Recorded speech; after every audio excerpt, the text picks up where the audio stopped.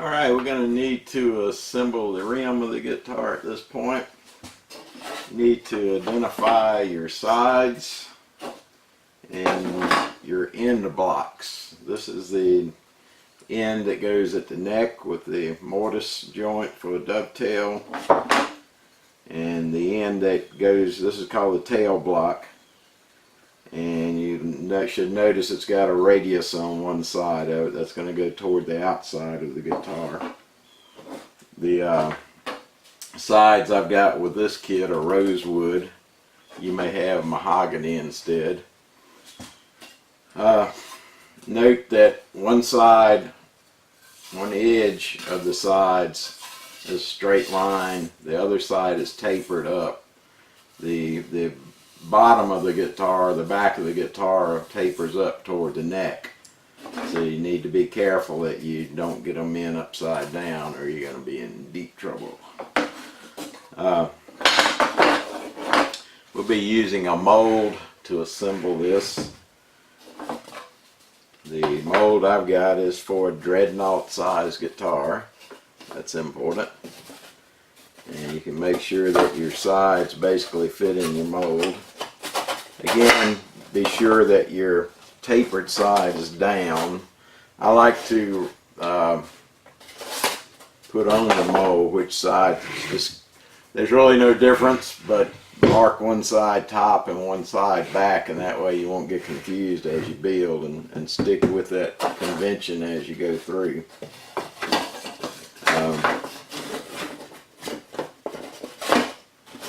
Just stick these in here to get an idea of how things are going to fit. You're going to have to trim the length of them some.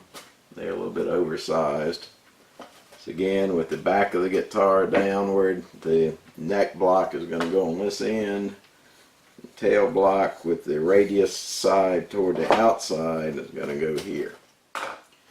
Okay, I'm going to recommend that you take a white pencil and draw an arrow pointing up to the top of the side, so we won't get confused. Another way it's easy to tell which side whether you're at the back or the front of the side is just set it on a flat surface, and the tapered end is going to sit up off of the bench. So this is going to be my right side. Likewise, I'll draw an arrow pointing upward here. We've got to trim the sides to length. They're a little bit long. I'm going to butt the tail end of it together, the two sides, and put it on the center line of my mold. And come up here. I'm going to leave this side uncut because it looks like it fits the mold pretty well with it butted up on this end. So I'm going to come up on the other end and mark where I think I need to cut. Again, making sure that it's fitted in the mold good, and that this front side is sitting up off of the bench a little bit.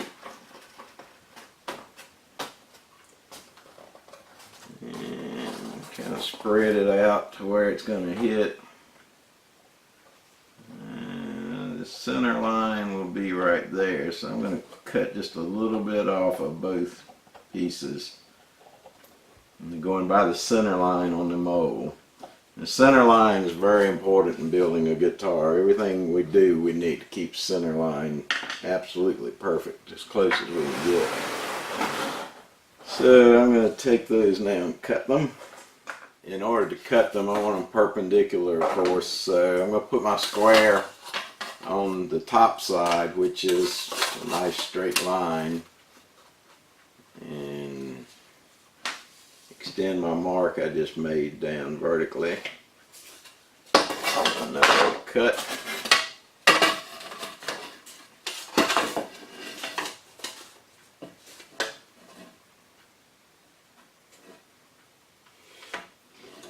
It's not going to hurt for it to be a little short, because the way the block's going to get glued in, it's not going to be a problem if it's short. We're going to end up having to cut out some of the sides for that V for the mortise here anyway.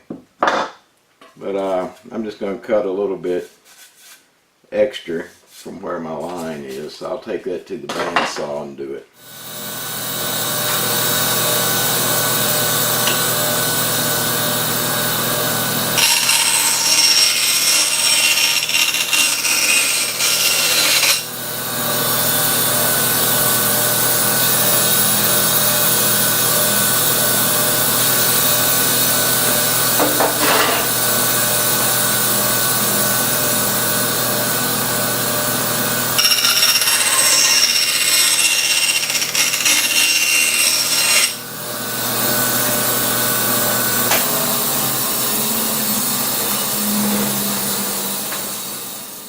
The next thing I'm going to do, the tail block is the proper height. It matches the height of the sides at the back, but the you can see that the neck block is a little bit long, so we need to go ahead and cut that to the proper length. I think the way I'm going to do that is just put it flush at the top with the side, and remember there's a taper here, so we want to more or less mimic that taper when we cut the neck block. So I'm just going to hold it up there and mark it.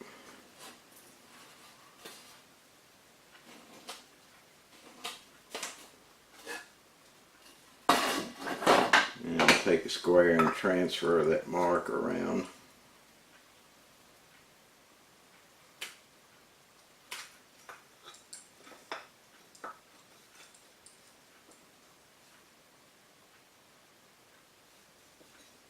Now, this is actually my first marking kit, so I'm probably going to be making some mistakes, but that's part of building a guitar. It's part of any woodworking project, but it seems to be a big part of building guitars. There's so many things that can go wrong, and I'm sure I will inadvertently demonstrate a few of them to you.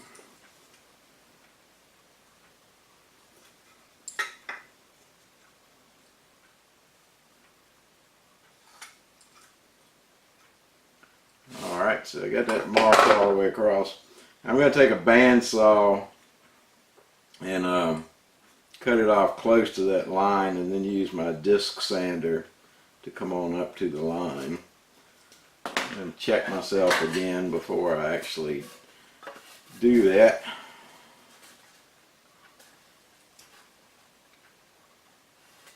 Now this needs to be very close. Otherwise, if it's a little bit short, you're going to see a buckle in the back of the guitar where it gets glued down to the bottom of the neck block. So I want to get it right. I'm going to, like I say, cut close to the line with the bandsaw, but then I'm going to sneak up on it, comparing it with the side from a disc sander. So we'll do that now. Well, another thing while I got the square here, you're going to need a center line on just about everything having to do with building a guitar, and it's, like I said before, it's very important that it's a good accurate center line and you stick to it. I like to work in millimeters when I'm doing a lot of things with the guitar. It's just so much easier. If you're working in inches and dealing with fractional inches, math is a whole lot harder than it is with millimeters. You're working in some sub-millimeter tolerances building a guitar, but usually it's millimeters pretty close to enough resolution. This is 70 millimeters across, so I'm going to mark it at 35 in both ends here.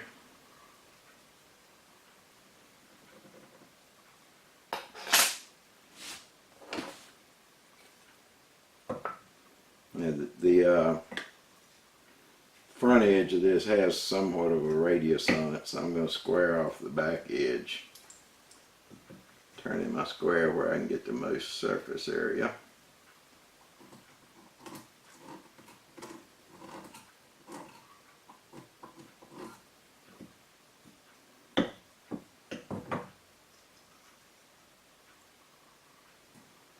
go ahead and transfer that center line around as many places as I can, because I'll need it several times for different operations.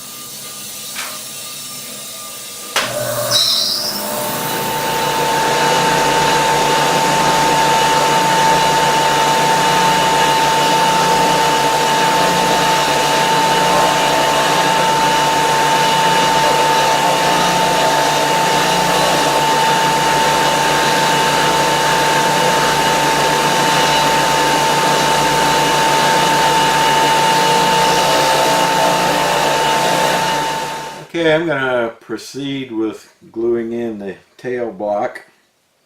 We need to go ahead and mark some center lines so we can line it up. Again, working millimeters is easy. This thing is 80 millimeters wide. Put a center line at 40 on the top and bottom.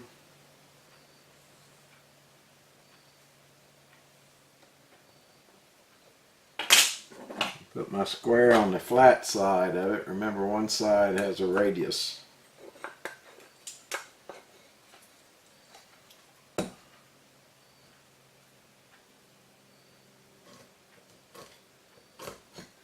Center line.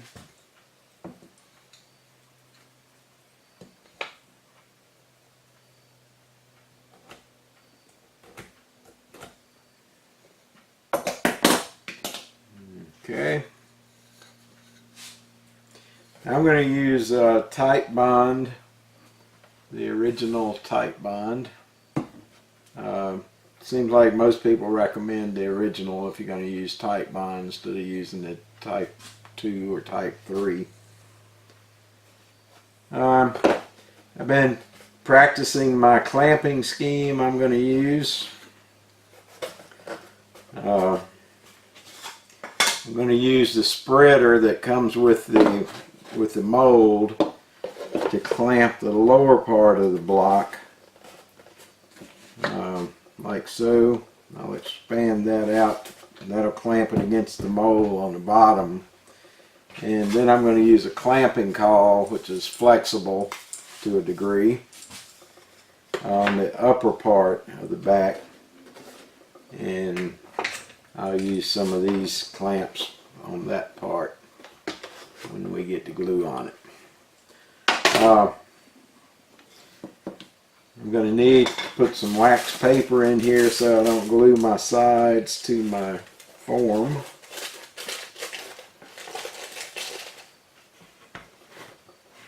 Let's put a strip of wax paper back there.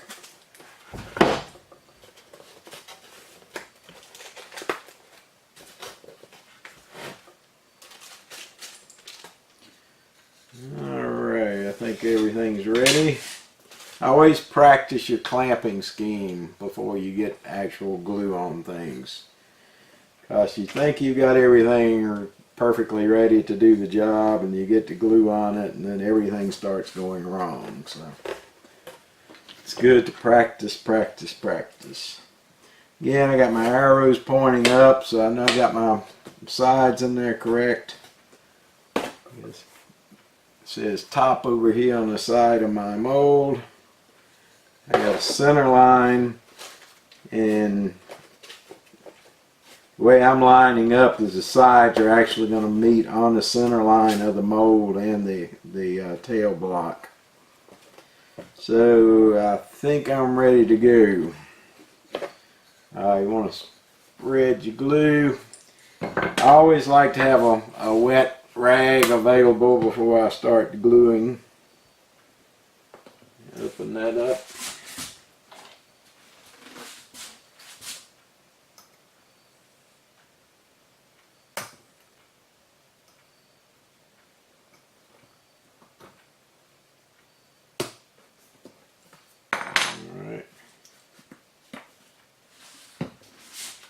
Keep a bottle of water around.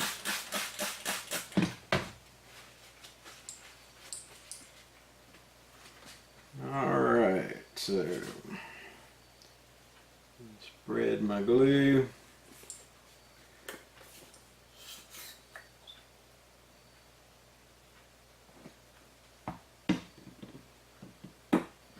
Best glue spreader is a finger.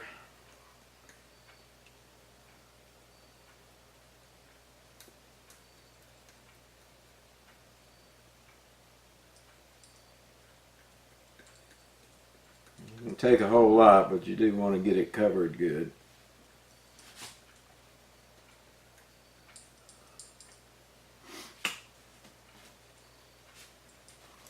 Now I like to run my finger along the edges to push the glue back right from the edge. It keeps down on the squeeze out. So here goes.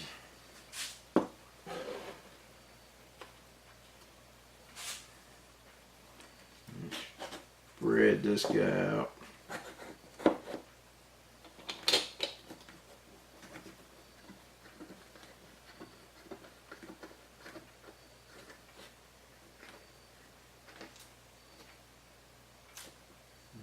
Okay, then I'll come in with some clamps. Let's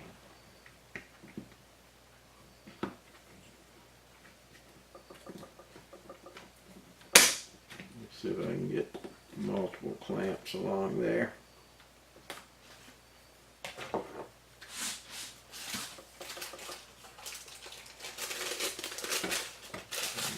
Okay.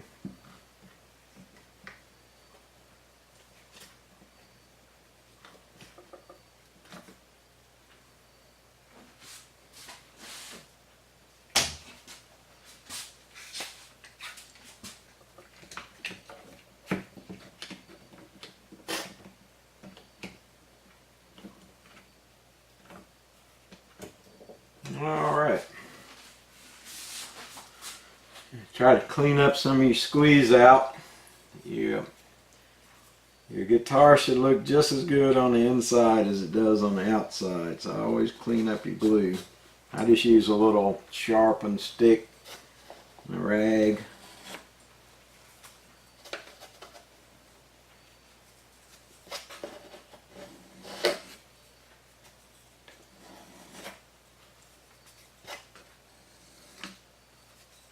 I'm going to have to put some wax paper under this block too. I'm going to glue my block down to my bench. That wouldn't be good.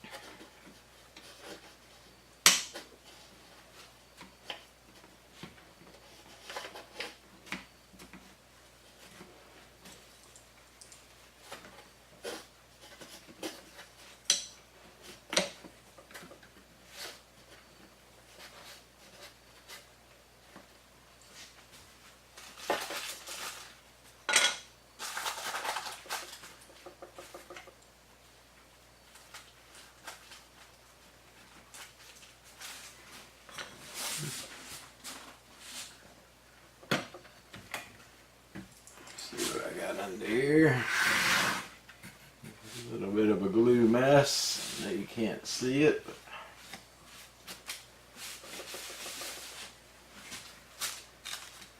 and I'm on the center line. I'm going to tuck that wax paper under there. All right, I think we're clamped up pretty good. I'm going to give that at least 45 minutes to set up, and I'll just wait for that to set before I mess with the other end. Okay, I ended up letting the tail block dry overnight, so let's pull the clamps off and see what we got.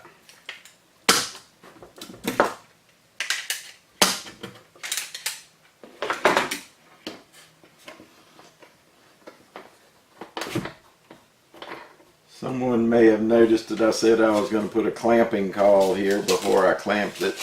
I forgot. But No harm. I think with the 3 clamps I had back there, I got good pressure all the way around the radius. So next up, we need to glue the neck block in.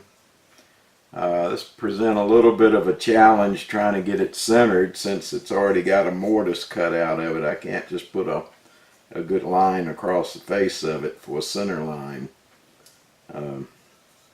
So we're going to have to improvise a little bit.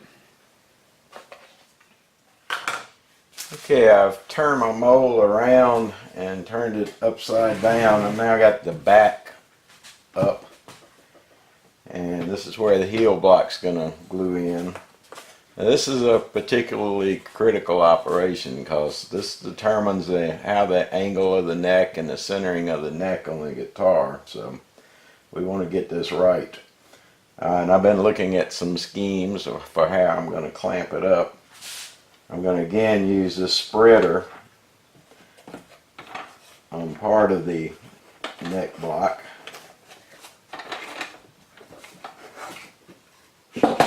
So since I've turned the mold over, the top of the guitar is down toward the bench now. So we need to have the heel block in like so. And I've marked center lines and checked them again. I'm also going to put in this spreader that works from the waist of the guitar to make sure we got it in the shape we want it. I'm not sure what kind of mold you will be working with, so you may have to adapt. Use a little different technique. But in the end, we want to be absolutely certain that the guitar is in the shape we want it in. Since we've got the top of the guitar downward now, the whole edge of the top of the guitar should be flush against your workbench. That's important, particularly up here where we're getting ready to glue the neck block on. So again, I'm going to use a combination of a spreader for a clamp down on as low as I can get it on the neck block. And here I'm just practicing. You always practice your clamping technique. So there's enough stuff to go wrong without having problems finding your clamps and figuring out how you're going to put them on the joint to be glued. So again, we're spreading the body up against the mold carefully and making sure it's down against the workbench. We're going to have to be sure we do that through the whole gluing operation. Alright, resuming, I have added a couple of clamps over here on the corners to keep the guitar completely up against the mold. Be really careful if you do this because these sides will split easily at this point. I've got the clamp far enough down that it's putting pressure on the side up against the mold. Don't clamp it too high and split your side. So with these two clamps in position, I've got the side of the upper bout of the guitar up against the mold completely, and I've also got it down against my workbench completely. So I should be able to proceed with gluing. I've also made sure I got the clamps available I'm going to need, hopefully. So let's throw some glue on. Again, I like to have a wet paper towel handy.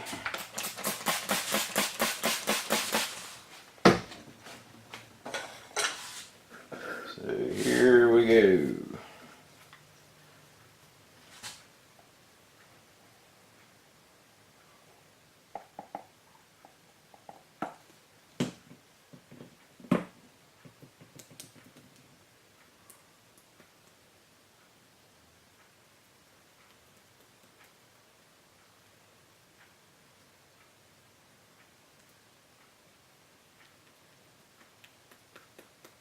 Again, run your finger at a 45-degree angle. It kind of helps eliminate some of the squeeze out.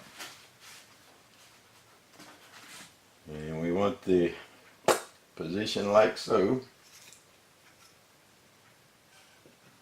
And I'm just sliding down the center line onto the center line of the mold.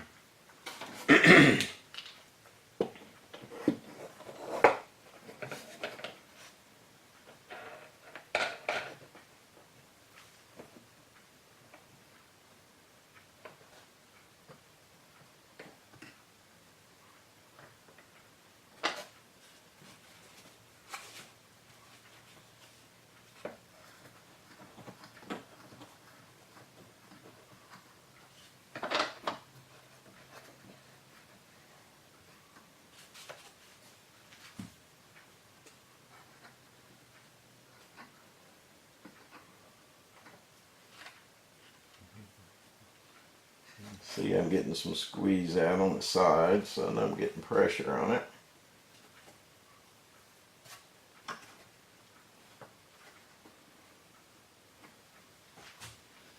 I got my center line with the center line of the mold. The sides are down against the workbench, and the neck block is flush against the workbench.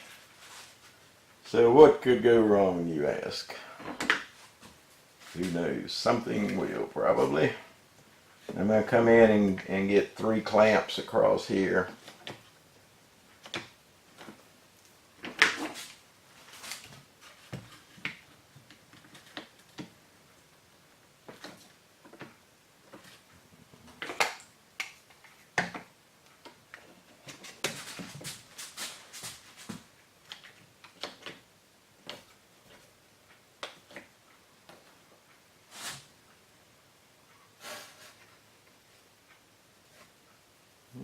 Okay, everything looks fine. Time to clean up our squeeze out.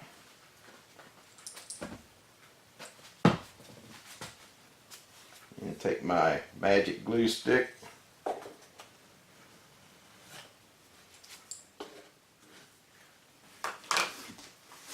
Okay, I just stood the mold vertical using my patent applied force and the mold vertical clamping system you see there. And I discovered that the top side of the neck block really wasn't getting enough pressure just from that spreader in the mold, I didn't think. So I added 2 clamps on this side as well. Again, and leave that for at least 45 minutes before we disturb it.